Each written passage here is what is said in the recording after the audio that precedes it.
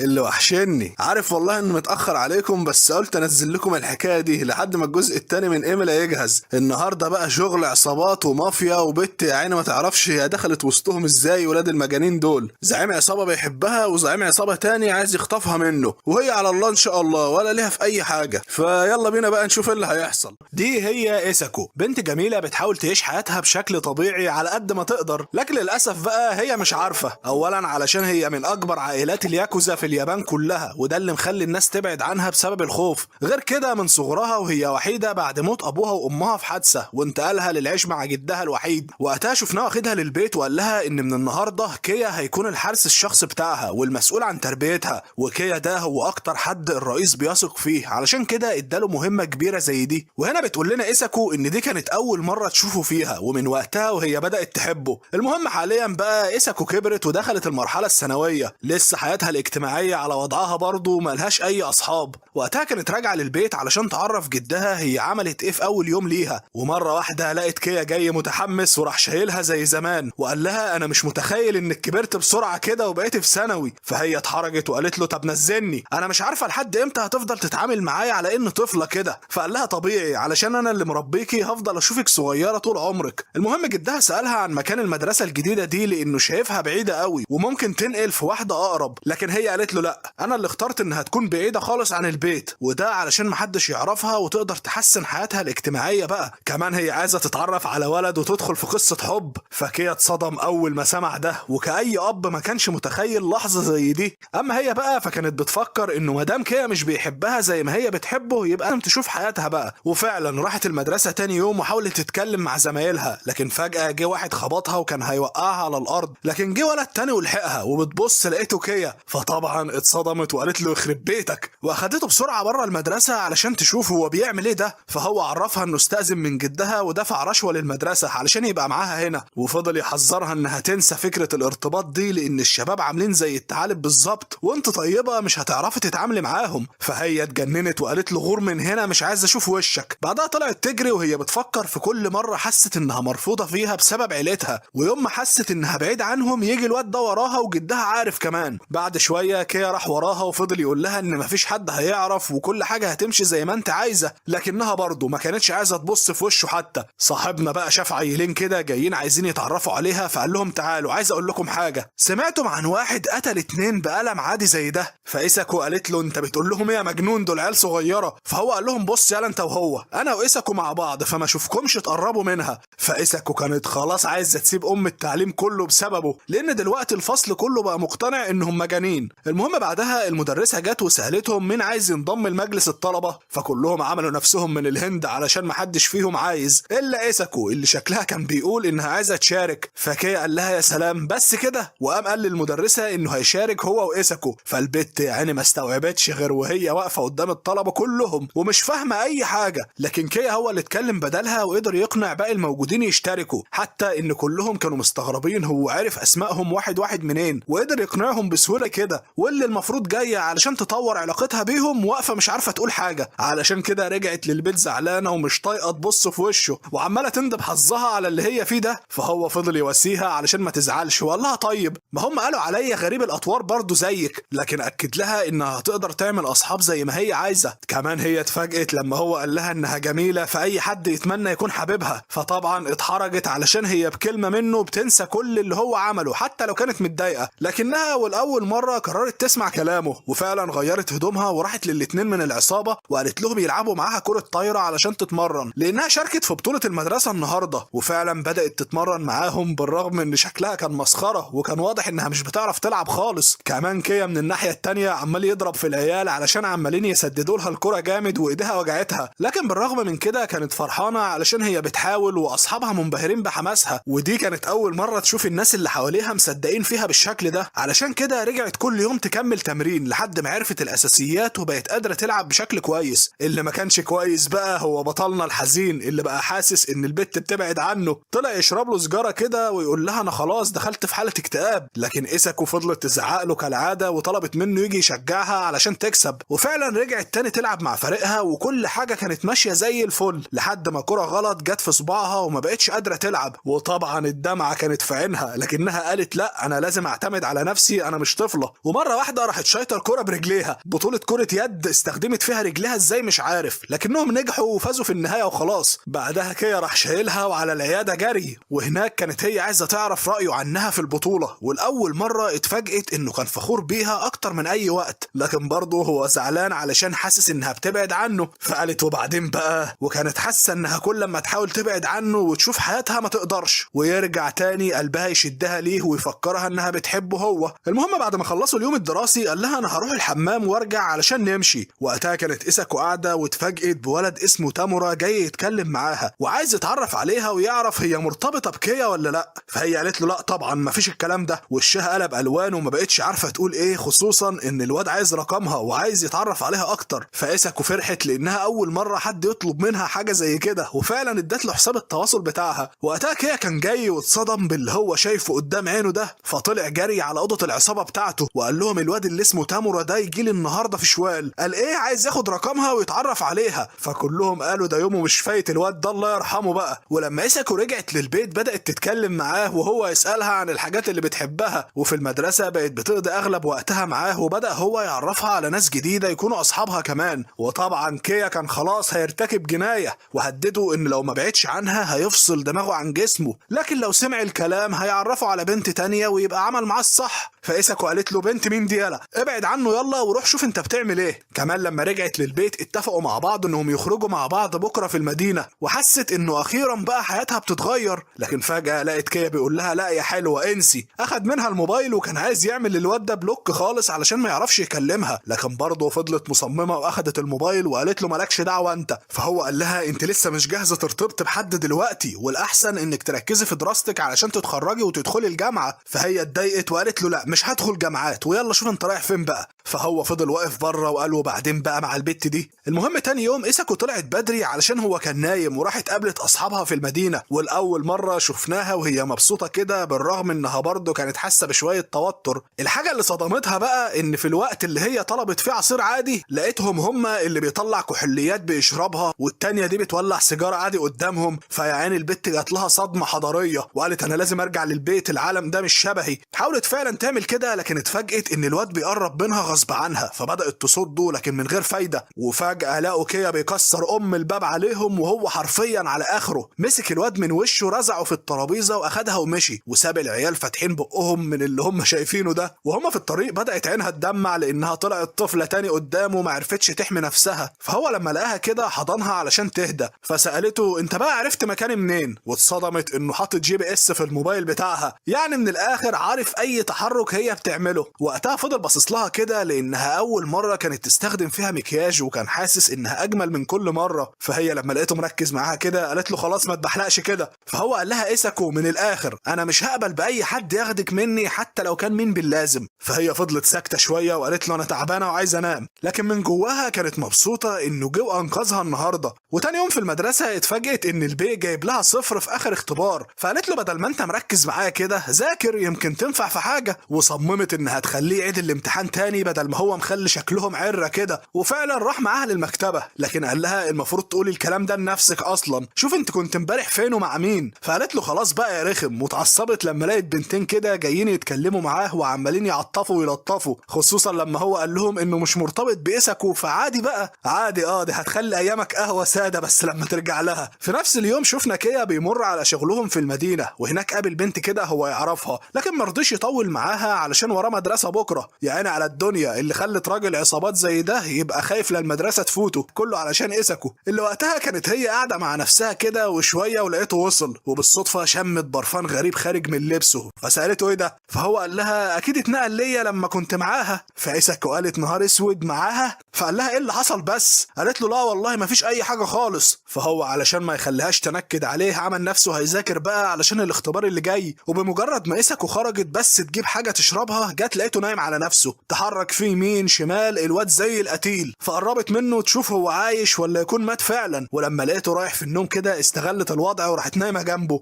لكن اول ما صحيت تاني يوم ولقيته جنبها كده فضلت تصرخ وصحت البيت كله: يا بنت المجانين ما انت اللي نايمه هنا بارادتك امبارح. لكن برضه مش عارفه هي ازاي فكرت في حاجه زي كده. المهم صاحبنا فضل يذاكر بجد فعلا وقدر يجيب درجه حلوه في الاختبار، وقال لها: انت كنت قلتي لي ان لو نجحت هتديني مكافاه. فقالت له: ايوه، عايز ايه يعني؟ فقال لها: هاتي بوسه. صدمها الكلب. البت فضلت ساكته كده ومش مستوعبه اللي هو قاله، وقالت له: بتقول ايه؟ كيا كان لسه هيعيد تاني، قالت له: اسكت خالص، اشمعنى يعني الطلب ده؟ لا مش موافقه. ومن جواها كانت مستغربه هو ازاي بيقولوا انه مش عايز يرتبط بيها ودلوقتي عايز حاجه زي كده. ولما خرج فضلت هي تفكر هو ماله ده. فجاه لقيته راجع تاني بيقول لها: خلاص انا لقيت هديه تانيه، وطلب منها يوم الاجازه تخرج معاه. وفعلا بالرغم انها كانت لسه متعصبه منه لكنها جهزت نفسها واتشيكت وراحوا مع بعض لحديقه الحيوانات. فهي فكرت شويه كده وقالت له: انت ليه جبتني هنا؟ فقال لها: انا عارف انك بتحب المكان هنا فقلت اجيبك. قالت له: يا ذكي، الكلام ده وانا لسه طفله. لكنها برضه كانت مبسوطه انه بيفكر في اللي بيفرحها. المهم بعد ما شافت كل الحيوانات اللي هي عايزاها اتغدوا مع بعض ورجعوا قبل ما الليل يدخل. وهم في الطريق اسكو قالت له: بقول لك ايه، انا مش قادره امشي،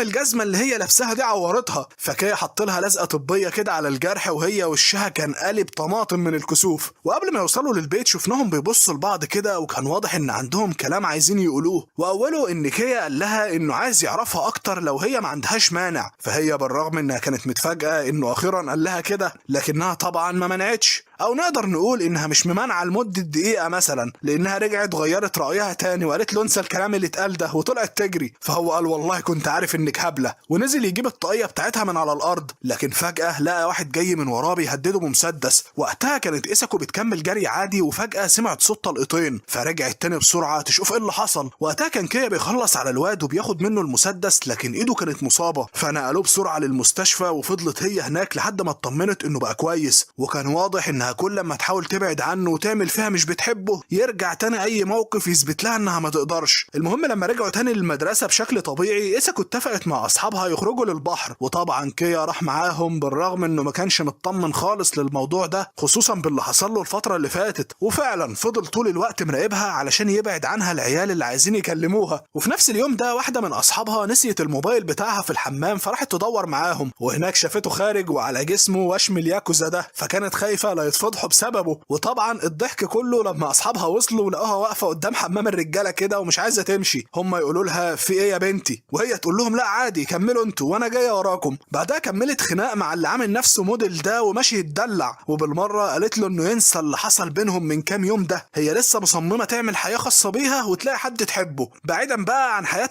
الاجرام اللي هم عايشينها دي. وفي اليوم اللي بعده كان كيا والباقيين عمالين يلعبوا عادي، وفجاه اسكو لاحظت ان نفس الواد اللي حاول يقتله قبل كده لسه بيراقبه. فمن غير تفكير راحت ماسكه بطيخه كده كانوا جايبينها معاهم، وهوب في دماغ الواد جابت له ارتجاج. فكيا قال لها: بتعملي ايه؟ ده معانا. وعرفها ان هو اللي طلب منه يحرسهم علشان لو اي حد قرب منهم تاني دايما مش جايب لي من وراك الا المشاكل كده. لكن اللي فعلا كان كيا عمل حسابه ان يكون في حد مراقبها هي. وقتها كانت اسكو رايحه لاوضه اللبس علشان تجيب واقي الشمس. فجاه كده جه اتنين من وراها وسالوها: هو انت حفيده زعيم الياكوزا؟ ومره واحده لقيناهم في عربيه خارجين من المكان وهي معاهم مخطوفه. كيا وقتها دور عليها في كل حته لكن ما لقاهاش، فاخد العربيه وانطلق وراهم بسرعه. في الناحيه التانيه كانت اسكو فاقت وعرفت انها اتخطفت وما بقتش عارفه تتصرف ازاي. لكن فجاه لقوا اللي جاي وراهم بسرعه وبيقول للعيال يوقفوا العربيه وايه اللي هيدمرها. فقالوا له: ايه السرعه دي يا اسطى؟ لو فكرت تدمر العربيه فالاموره الصغيره هتموت. وتفاجئ ان واحد منهم حاطط المسدس على دماغها وبيهدده. كمان بيبص قدامه لقاهم داخلين على نفق والعربيه هتتعطل هناك. فبسرعه كي قال للواد اللي معاه يرجع. وقتها اسكو لقت المجرم بيوجه سلاحه عليها فراحت ضرباه في وشه شتتت تركيزه. وفي ثانيه كي راح طاير وماسك العربيه وبوم بالرجل في وش الواد. لكن قبل ما يعمل اي حاجه العربيه راحت طايره في الحاجز ونزلت في البحر. وعلى اخر لحظه عرف كي ينقذ اسكو ويخرجها بره. بعدها رجعها تاني لمكانهم وهو هيبقى يتصرف مع العيال دي. وقبل ما يمشي لقاها قاعده على البحر لوحدها كده ومش عايزه تتكلم مع حد. فراح حضنها وقال لها: انا اسف لان كنت السبب، لو كنت مركز معاكي ما كانش حاجه من دي حصلت.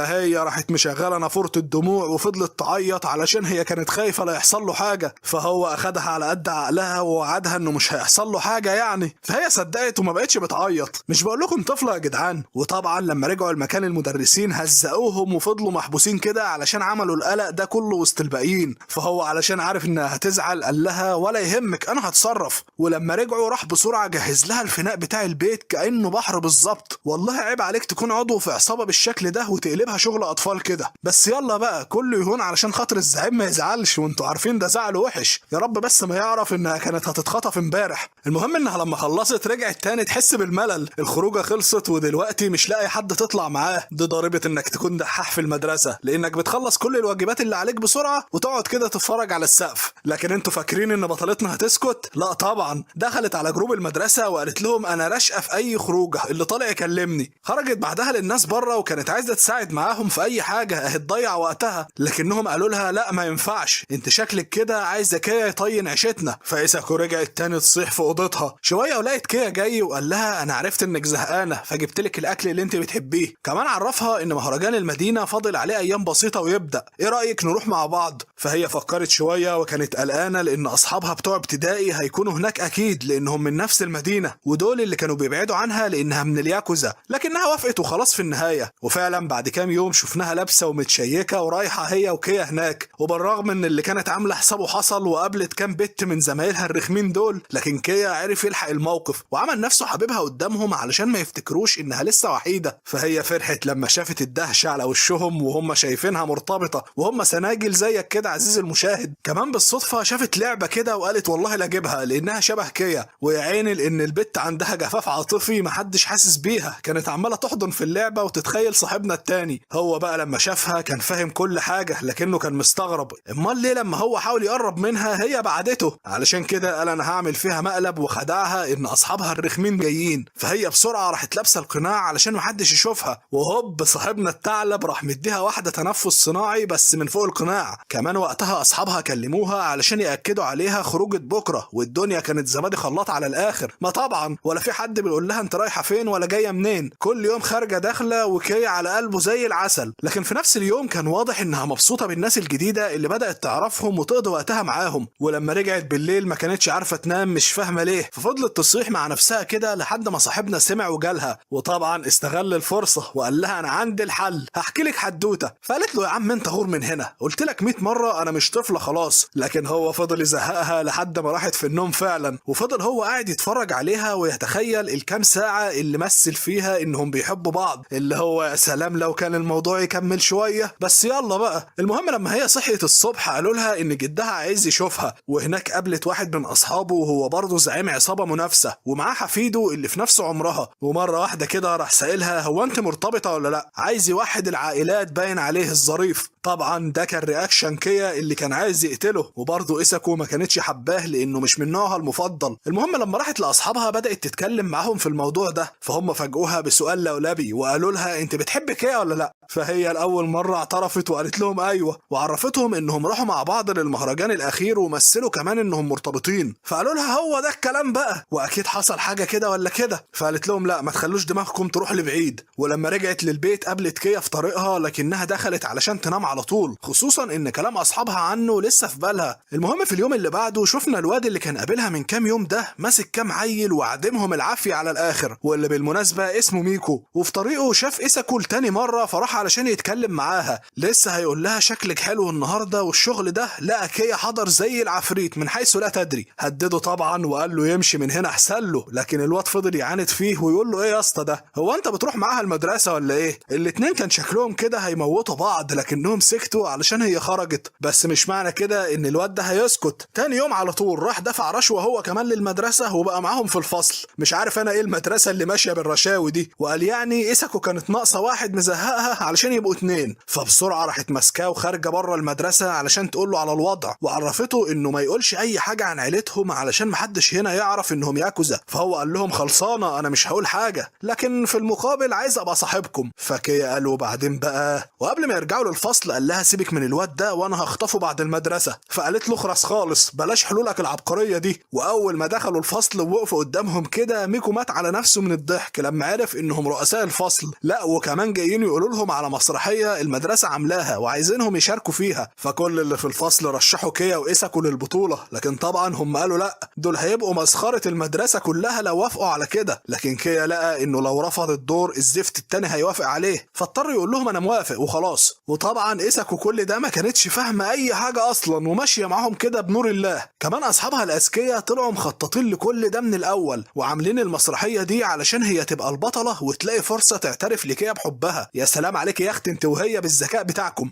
المهم فضلوا يتمرنوا مع بعض على المشاهد دي، والوضع كان تلزيق من اللي قلبك يحبه، حتى ان الواد قفشهم في اخر اليوم وقال لهم واضح ان جيت في وقت غير مناسب. فقالوا له احنا بنتمرن يا رخم عايز ايه؟ فقال لهم واضح ان الموضوع عكس كده بس ماشي، وقرر يسيبهم لما كيا سكته. وكان واضح من نظرات الواد ده انه بيفكر في حاجه تجاههم مش عارفين ايه هي. المهم تاني يوم ابطالنا شافوا اشكال الشخصيات اللي هم هيلعبوها، وكانوا لسه باقي الطلبه عايزين يظبطوا ايساكو وكيا مع بعض. ومن كتر ما كانت بطلتنا مكشوفه بنظراتها ليه، الواد ميكو قال لها انا ليه حاسس انه حبه من طرف واحد. فالبت اتحرجت وقالت له اوعى يقول حاجه زي كده قدامهم. فهو فضل يرخم وقال لها الموضوع اصلا واضح زي الشمس، مش عارف هو شكله كده بيتقل عليكي ولا ايه. فكيا كان سامعهم وقال له دمك عسل قوي، وبدا مع الوقت يحس ان الواد ده في حاجه في دماغه عايز يعملها، علشان كده وهم راجعين حذرها منه في حاجه في تصرفاته، علشان كده لازم تاخد بالها وهي بتتعامل معاه. ومن كتر ما كان كيا مخنوق منه خلاه بيتكلم معاها تاني يوم وهو كان ماسك سيف المسرحيه في ايده. مره واحده لقوا كيا رايح له وبيضربوا بيه رماه على الارض، لدرجه ان الفصل كله كان مصدوم هو بيعمل ايه ده. لكن بعدها الدنيا بدات تهدى تاني واضطر يقول لهم انه ما يقصدش حاجه، هو كان بيتمرن على الدور بس. لكن كان واضح ان ميكو مش هيعدلوا اللي هو عمله ده. واخيرا جه يوم المسرحيه وبدا ابطالنا يعملوا اخر بروفا ليهم قبل العرض، وكان واضح من تمثيل ايساكو انها موهوبه قوي. انا بهزر طبعا، ده تمثيلها ضايع وكلهم كانوا عمالين يضحكوا. في الوقت ده ميكو كان بيتكلم معاهم وشويه ولقوه راح يتكلم في التليفون. في البدايه كان الموضوع عادي بالنسبه لهم، لكن اللي مش عادي واللي هم استغربوه انه عايز يمشي معاهم النهارده على غير العاده. وفعلا فضل يتكلم معاهم بشكل طبيعي، لكن فجاه راح ماسك ايساكو ومثبتها بسكينه على رقبتها. فكيا راح مخرج مسدسه هو كمان بسرعه وقال له انا كنت عارف انك بتخطط لمصيبه. فميكو قال له جدع نزل مسدسك بقى علشان ايساكو ما يحصلهاش حاجه. بعد شويه جه الواد اللي هو بيكلمه بعربيه وقال لهم اركبوا يلا، وكان واضح ان الموضوع بجد ولو حد فيهم رفض يسمع الكلام هيخلص عليه من غير تفكير. وفعلا كيا مشي معاهم لحد ما وصلوا لمخزن قديم كده على البحر، وهناك الواد عرفه انه كان حاسس بالملل فقال لما يتسلى بيهم شويه. بعدها ربطوا كيا في عمود حديد علشان يشوفهم وهم بيعتدوا عليها. لكن ايساكو على غير العاده ما كانتش خايفه وعايزه اللي يلحقها، لا ددت الواد ضربه خلته يهنج، وفي ثواني كيا عرف يفك نفسه وخلص عليهم. لكنها قالت له ما يقتلهوش لانهم مش مجرمين زيهم. فكيا كان عايز يديله طلقه في دماغه وخلاص، لكن في الاخر سمع كلامها واكتفى انه اداله ضربه في بطنه خلاه يغمى عليه. ولما خرج كلم الواد المسؤول عنه علشان يعرفه باللي حصل، وقال له الواد بتاعكم مربوط في المخزن هنا اهو، وبالنسبه للي حصل ده فمش هيعدي بالساهل وهيحصل مشاكل بين العصابتين.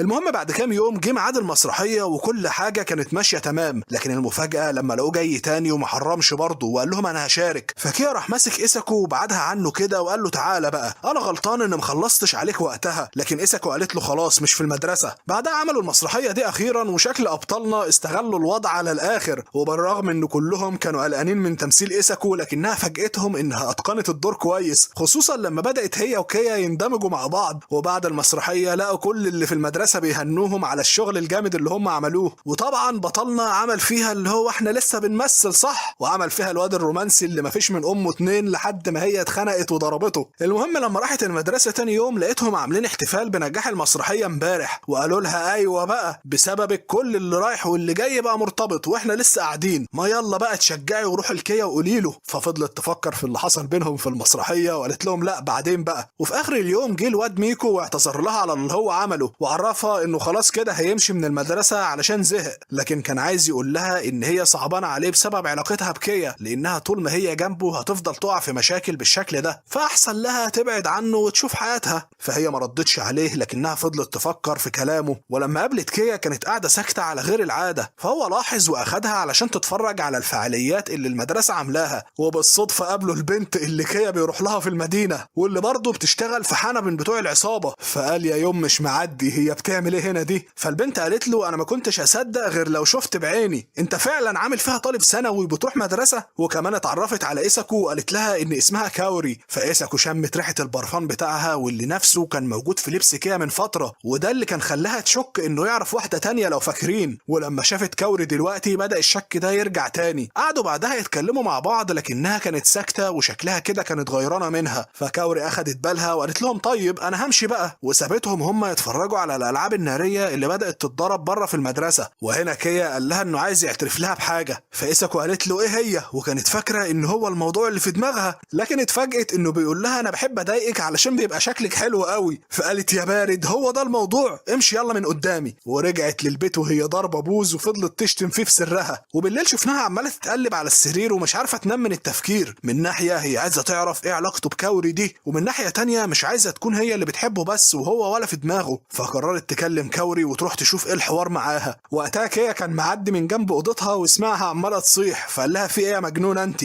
قالت له مالكش دعوه اطلع بره. المهم تاني يوم جهزت وراحت تقابل كاوري وسألتها انت ايه بقى علاقتك بكيا؟ فهي ضحكت وقالت لها كنت عارفة انك هتسألي السؤال ده. وعرفتها ان هي مش حبيبته لكنهم يعرفوا بعض من فترة. وحكت لها هي عرفته ازاي من وقت ما بدأت العصابة تتحكم في المكان هنا. فايساكو كانت عمالة تسمع وبتقول ايوه الكلب ليه صولات وجولات هنا كل يوم مع واحدة. امال انت فاكرة انك اول واحدة ولا ايه يا حلوة؟ ده شغل عصابات بقى. وفضلت كاوري تضحك عليها لانها غلبانة مش فاهمة حاجة. بعدها خرجت بطلتنا وكان واضح انها اتضايقت من اللي هي عرفته ده، لكنها قالت انا لازم اخد خطوه بقى في الموضوع. ولما رجعت قالت له ان هي في الاول قالت له لا وما رضيتش يكون بينهم حاجه، لكنها دلوقتي بتقول له مفيش مانع عندها لو عايز يعرفها اكتر. فالغشيم راح حاضنها مره واحده كده لدرجه انها خافت وقالت له استنى يا عم انت. هي كانت عايزه تعرف هو بيحبها زي ما هي بتحبه ولا لا. فهو قال لها ايوه يلا بينا. فقالت له يلا بينا ايه يا حيوان انت، وخرجت وسابته. ولما دخلت اوضتها كانت متضايقه لانها فاكراه مش بيحبها ولا حاجه، ده فاكرها واحده من اللي هو يعرفهم دول. وبالرغم ان الاتنين اعترفوا لبعض اهوت لكن في الواقع هم ما اتكلموش في الموضوع ده تاني. ولما وصلوا المدرسه اصحابها طاروا من الفرحه لما عرفوا انهم اعترفوا لبعض اخيرا. لكن هي قالت لهم انها مش مصدقاه وحكت لهم على اللي هو عمله. فقالوا لها سيب الموضوع ده علينا بقى، احنا هنعرف هو كان قصده ايه وهو فعلا بيحبك ولا لا. ولما سالوا عليه قالوا لهم هو خرج من شويه. والصدمه بقى لما راحوا وراه وشافوه واقف مع بنت من الفصل اللي جنبهم واللي كانت بتعترف له انها بتحبه وكانت عايزاهم يخرجوا مع بعض النهارده بعد المدرسه. طبعا كلهم كانوا فاكرين انه هيقول لا لانه اعترف لايساكو، لكن المفاجاه لما لقوه عايز يبوسها. فايساكو راحت خارجه بقى وعينك ما تشوف الا النور. خلت البنت تمشي وفضلت تهزق في صاحبنا اللي ما عندهوش دم، يقول لها بحبك امبارح ودلوقتي مع واحده تانية. بعدها مشيت وسابته وهي عماله تعيط. فاصحابها هم كمان هزقوه وراحوا وراها وهو واقف زي الحمار مش فاهم حاجه. ولما بطلتنا رجعت للبيت كانوا مستغربين لانها اول مره تيجي لوحدها كده. وقتها هي دخلت اوضتها وفضلت تعيط مع نفسها على حظها النحس ده. وبعد شويه هو وصل واعتذر لها على اللي حصل، لكن هو كان قصده يخلص الموضوع مع البنت التانية دي علشان تمشي. فقالت له ايوه فعلا كده بتخلص الموضوع. وفي الاخر الاتنين اتخانقوا تاني وقالت له اخرج من اوضتها. فالواد فضل يفكر يعمل ايه، وتاني يوم حاول معاها تاني لكنها برضه كانت متضايقه. فهو قال لها انا من النهارده مش هتكلم مع اي واحده حتى لو كانت مين لو انت عايزه كده. فهي برضه كانت ساكته لكنها ما كانتش عارفه هو بيحبها فعلا ولا حمار مش فاهم هو بيعمل ايه ده. ولما وصلت المدرسه راحت تتغدى مع اصحابها وعرفتهم اللي حصل اول باول. ولما اليوم خلص اتفاجئت انه بيقول لها ترجع هي للبيت. والغريب انه اتفق مع اصحابها انهم يخرجوا مع بعض يشوفوا حل للموضوع ده. طبعا العيال استغلوا الفرصه وطلبوا كل الاكل اللي في المطعم على حسابه وقالوا له انت اللي غلطان، في حد بيفهم يعمل اللي انت عملته ده؟ بقى هي تقول لك بحبك انت تعمل كده؟ فهو فضل ساكت زي ما يكون مش فاهم هم قصدهم ايه اصلا. وفي النهايه عرفوا ان هو حاله ميؤوس منها بالنسبه للمشاعر، لكن اي حاجه تانية شغال عادي. فقرروا انهم يساعدوه علشان يقدر يعبر لايساكو. وبالفعل اكل ينزل عصير يتشال وهم عمالين يرغوا علشان يحفظوه المنهج. وفي اليوم اللي بعده هو بدأ يطبق بقى، يعني ما بقاش يقول اي كلام وخلاص ويزعلها، وبقى بيحاول يبين انه بيحبها بالافعال. فهي اللي ما بقتش فاهمه هو بقى ساكت كده ليه، مش عوايده يعني. وطول الطريق فضلت تراجع شريط حياتها معاه من وقت ما كانت لسه صغيره لحد دلوقتي. ايه الفايده مش عارف، بس ماشي يمكن توصل لحل يريح قلبها. والواضح كده ان النهارده الطريق طويل على غير العادة، ففضلت تفتكر وهي في الحضانة وفي الابتدائي لحد ما وصلت لدلوقتي. مش عارف والله ما كانت ممكن تختصر وخلاص زهقتينا. لكن يا فرج الله أخيرا وصلوا للبيت واتفاجئت إنه بيمسك إيدها وبيسحبها على جوه بسرعة. فقالت يا رب بقى. فجأة لقيته بيخلع التيشيرت اللي هو لابسه ده وبيقول لها أنا بطاطا تحت رجليكي. فقالت له يهبل يا ابن المجانين، أنت إيه اللي بتعمله ده؟ فهو كان عايز يوريها الرسومات اللي على ظهره وإيه حكايتها، ومنهم رسمة كان راسمها ليها دلالة على علاقته بيها هي، ومعناها إنه مهما حصل أو راح أو جه هيفضل يحبها هي بس. وادالها سيف وقال لها بس لو أنت مش حابة تقدر تشيلها خالص. فقالت وربنا أنا عارفة إنك مجنون، أشيلها يا عم أنت. وسابته ومشيت بدل ما يلبسها جناية الواد ده. فهو قال لها تاني إنه بيحبها فعلا وهيفضل يحميها على طول، لكن هي برضه ما رضيتش تقول حاجة بالرغم إنها كانت حاسة إنه بدأ يتغير، خصوصا في الكام يوم اللي فاتوا بعد ما اتلم على أصحابها. المهم تاني يوم في المدرسة لقت أصحابها جايين يقولوا لها إيه الدنيا مفيش أخبار جديدة؟ فقالت لهم لا مفيش. وليه شكلكم كده زي ما تكونوا عارفين حاجة ومش عايزين تقولوا لي؟ فقالوا لها لا حاجة ايه بس، الموضوع كله إن كيا قال لنا إنه عايز يشوفك ومستنيكي دلوقتي على السطح. فإيساكو قالت والله كنت عارفة إن في حاجة. ولما راحت تشوف إيه الموضوع هو قال لها إنه عرف أصحابها على كل حاجة علشان يساعدوه. فهي اتصدمت اللي هو كل حاجة كل حاجة؟ فقال لها أيوة أنا قلت هم أكيد يعرفوكي كويس وعندهم حل للمشكلة دي. وقتها بدأوا يحسوا إن الجو بقى برد بزيادة، والصدمة بقى إن هي اللي قربت منه مش العكس زي كل مرة، حتى إن هو ما كانش مصدق. فهي لما شافته كده اتحرجت وقالت له لا عادي مش قصدي حاجة. لكن لما لقيت إن شكلها مفضوح أصلا قالت له أخيرا إنها اتأكدت من حبه ليها. فطبعا صاحبنا اللي مش بيعتق استغل الفرصة وهوب على طول. السناجل كده قلبهم بيتقطع أنا عارف، معلش بقى. وهنا نقدر نقول إن بيخلص الأنمي يا صديقي. عايزكم تقولوا لي رأيكم فيه ومين أحلى هو ولا حكاية كازويا، وما تنسوش تعملوا لايك واشتركوا في القناة علشان توصل لكم كل الفيديوهات الجديدة. ويلا سلام.